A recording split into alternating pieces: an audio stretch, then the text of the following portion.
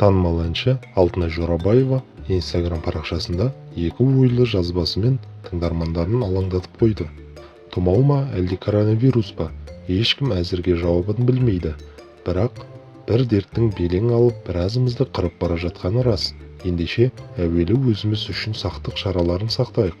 Тағы да 2 апта карантинге жабатын болса, осы жолы барынша сабырмен өзіңіз бен жақындарыңыздың денсаулығын сақтауға атсалысайық. Салғырттық танытып, қонақ шақыра салғаннан талай адам ауырып жатқанын естіп жатырмыз. Дәрігерлер айтқан талаптардың қатаң сақтауға тырысайық, деп жазды Алтынай Жорабаева өзінің Instagram парақшасында.